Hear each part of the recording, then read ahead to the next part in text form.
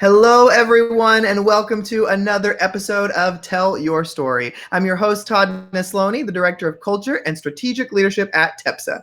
And each episode, I look to bring you a different guest who has encouraged, inspired, or challenged me in one way or another and bring them on to share some of their story in hopes that it inspires you to share some of yours. I'm thrilled today to have my special guest, Amber Calderon, on with me. Amber, tell everybody who you are.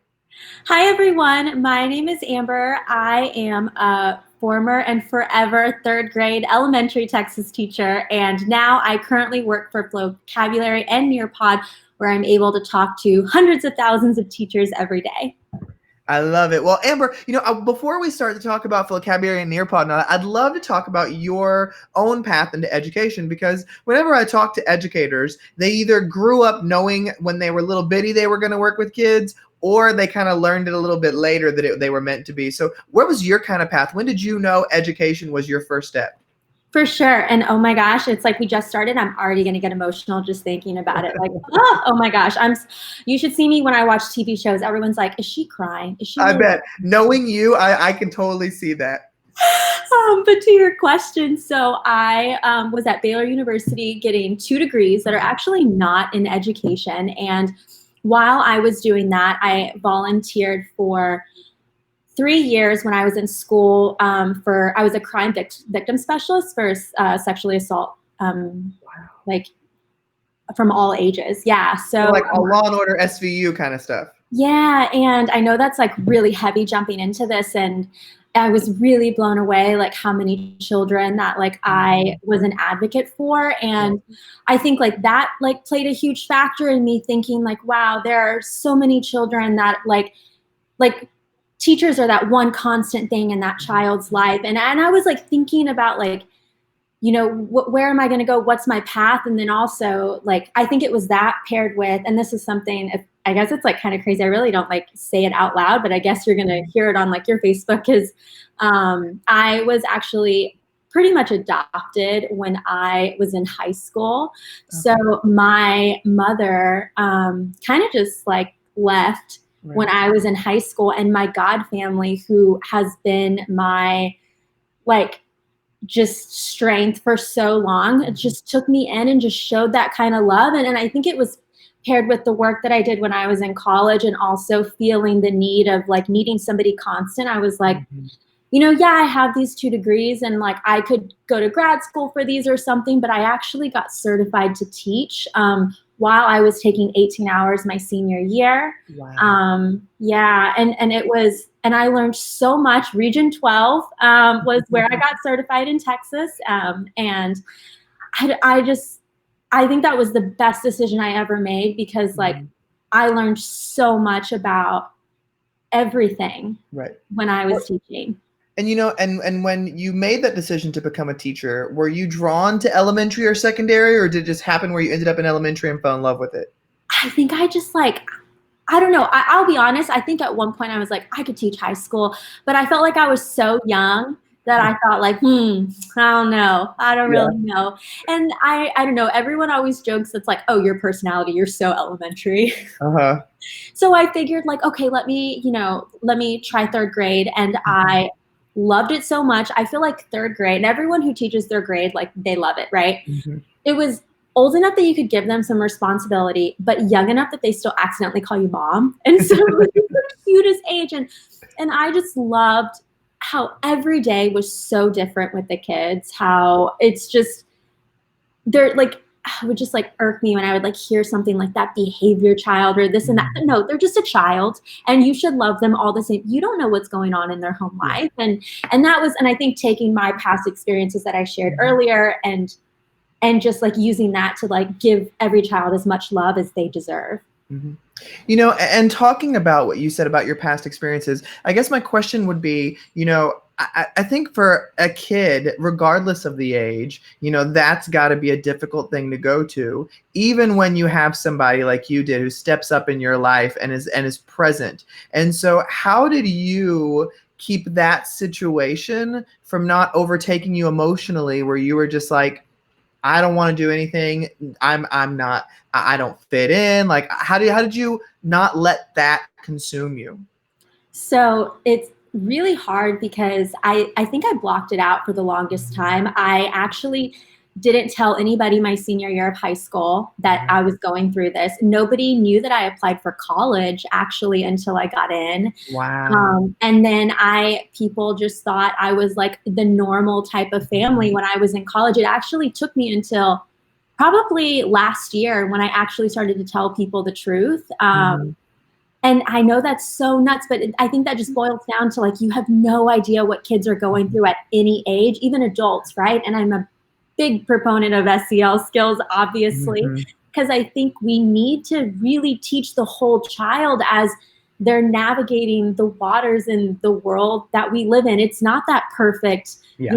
colonial and like 2-car garage and dog, So that's kind of where Was I stand on that. was there something that took place that made you feel like you were in the place finally to talk about it? I mean, what was that kind of determining factor where you were like, okay, I feel like this is something I can share? Because when anybody goes through any kind of trauma, everybody's path of healing and working through that is different. And for some Mhm. people, they may be comfortable sharing something within a month of it happening. Others, it may be a decade before they Mhm. feel like it needs to be out there. And so what kind of was the determining factor for you to go, okay, I feel brave enough to kind of put this out there a little bit? I think in the beginning there was more embarrassment about like what did I do and embarrassment of myself and I think it was only when I started to realize like wow, I'm proud of Mhm. what I've done. And this is not something that I should shy away from telling people Yeah. because I didn't do anything wrong. I overcame this Mhm.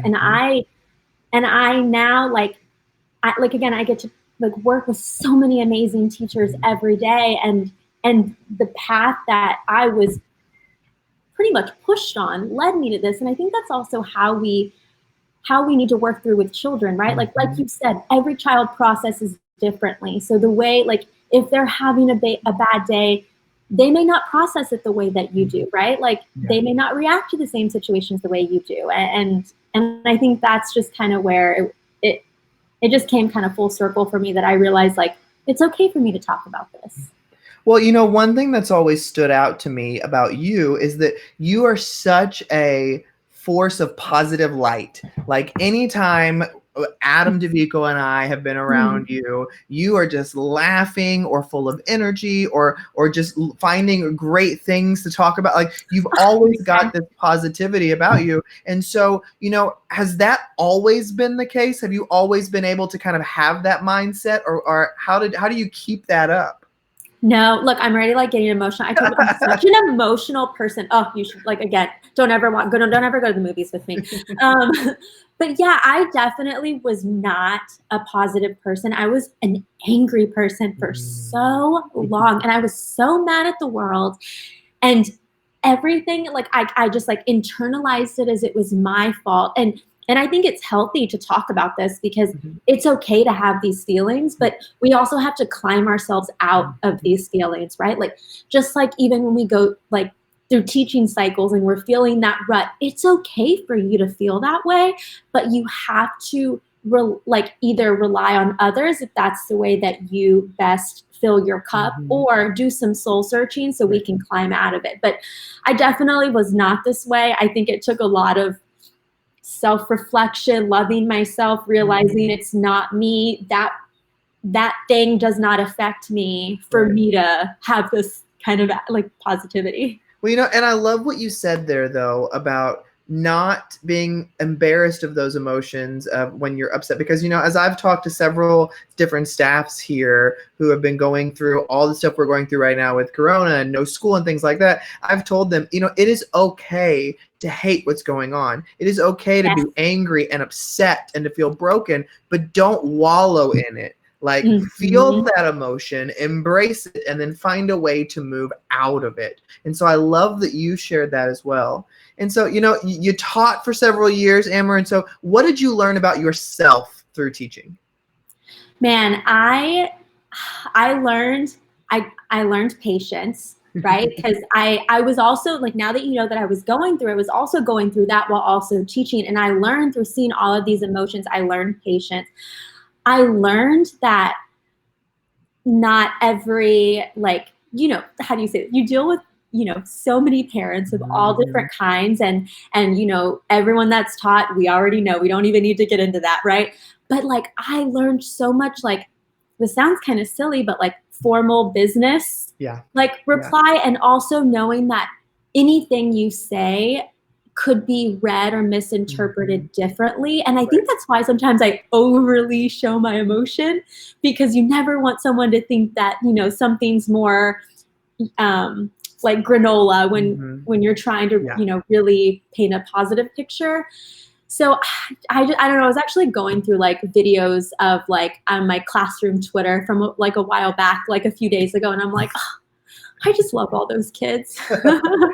Well, what I love about talking to different educators who have moved on to different things, it's like I love having these conversations because I believe so wholeheartedly that as people, it is okay to pursue multiple passions, and it is okay to at one point in your life go, I want to be a teacher and love it, and then go and pursue something else. Not meaning that you love teaching any less. And so, when did you decide to pursue this next avenue that you're in now?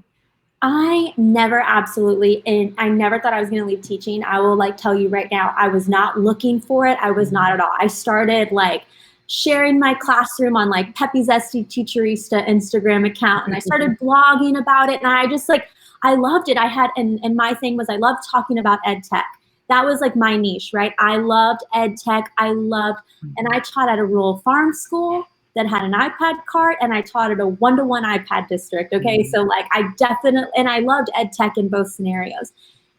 And then one day, the founder of Nearpod tweeted at me and Mhm. said, I think because I had like tweeted something, and he was like, hey, you should join the content team, or like help something. And he like linked, he like added a link, and I did not pursue it. I don't even know if it was I don't even know if it was like 6 months to a year. I didn't even like, and then I like thought about it, and I was like, and then so then I was like, let's just see. Like I was like that, just like how something pushes you on a path, like how I shared earlier, like maybe that path was meant for me. So let me just see. And I actually added the screenshot of his tweet into my application. Oh my goodness, I love it.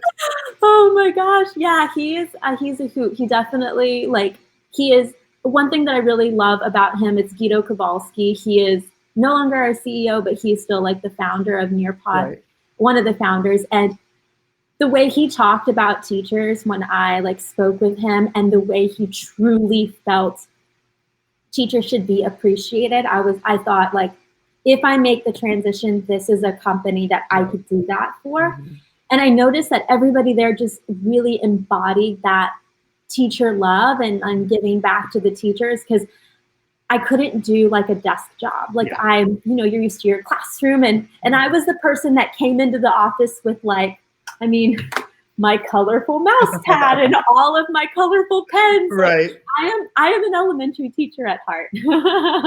Well, and I love you sharing that because I think that, there's some people who get in to a job just because of a salary or a job or whatever like that. But then, I think of your path being similar to mine. It's like I never, ever had any ambitions of leaving the classroom. And then when the opportunity to be a principal showed up, I was like, I think I want to take the risk. And then when my now job as the director of culture and strategic leadership turned up, it was like, I'm not ready to leave, but I love the organization I work for. Like I love that they are so passionate about helping adults and helping kids. And it's like that's the only reason I would pursue that is because I've got to work with people who've got the same mindset as me, not just for a title or a salary or a position. None of that to me matters. And that's what I've really appreciated about you too. And so, with your position now, you work a lot more with adults now than you do with kids. And so adults are just big kids. So it's just like your new classroom.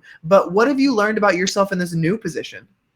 Oh man, I have definitely learned, I think, like cross team collaboration, like even more so. I've definitely also, like, let's be honest, you learn politics, right? Mhm. Because, like, in a business setting, you learn, like, there are politics in anything. And, like, because in teaching, it's like, it's different, right? You have like your lesson and you learn all this like silly business jargon that I'm just kind of like, I'll be honest, I'll tell anybody that. Like, just, it's fine. But I definitely think like in my role, so like I manage like brand social media like accounts for Nearpod and Vocabulary along with some other things. And I think my thought there is like you learn that every teacher, like just like you differentiate for your students, you have to differentiate for these teachers and the way that they receive information. Yeah. And it's okay that they don't get it the first time, and it's okay if it might not stick. It's not anything we did. It's not them. It's like everybody processes in their own way, whether it's emotions or learning new tech skills, right? And I think being like seeing that holistically is really like, oh, it's not just, you know, this one school, it's everywhere. I love that. And so now Nearpod is a part of Vocabulary. And so I have always loved both organizations. And, you know, Ike Ramos is one of my favorite people ever. And I know you get to do some work with him too. And so what do you love most about what you get to do now? Oh my goodness, when Nearpod acquired Vocabulary and just their team is so fire. Like that's like the best way to say it. Like it's such a family-oriented feel. And we adopted a lot of those values when like we acquired Vocabulary. I love how, you know, we are too, but like how inclusive minded they are and conscious of making sure that we are so sensitive to like everything, and we're also well educated about it. So we actually, after the acquisition, we started having diversity, equity, and inclusion trainings where it's like, you know, unconscious bias and like, and there's all of these different trainings that they're like, yeah, we always have these. It's important to like really understand. And I like, thank you. Like, I think everybody should have these kinds of trainings, regardless of where you work, and especially with us as, you know, in the type of work that we do. So I just like really appreciate that, and sharpening my like emotional, personal saw. I think that's important.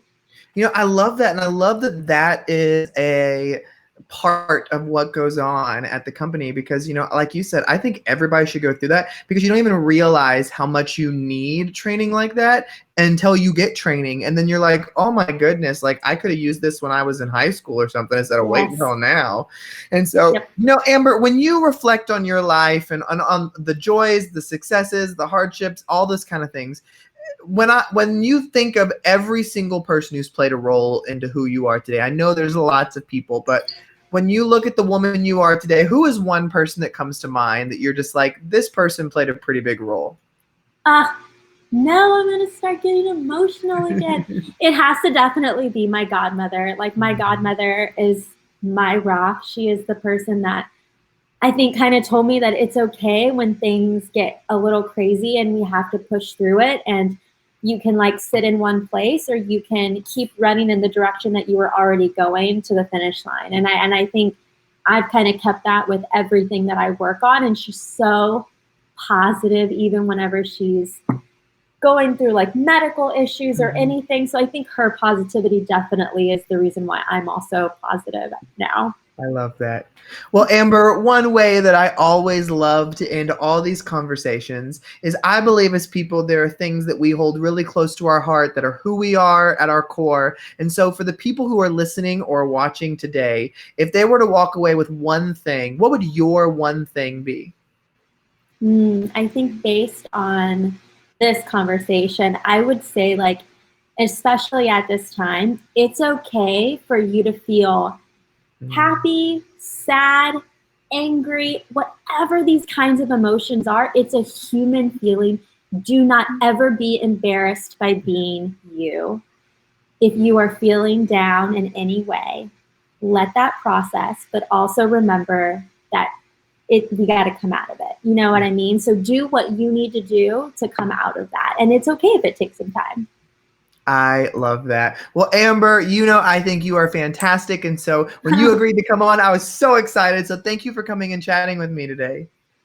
Thank you so much. I'm glad I was able to chat and cry a little bit. There you go. And thank you everybody for listening or watching another episode of Tell Your Story. Remember, you can check out past episodes on iTunes, Spotify, SoundCloud, YouTube, wherever you get it, it's there. I hope today's conversation with Amber has encouraged you to get out there and tell your story, because every story matters.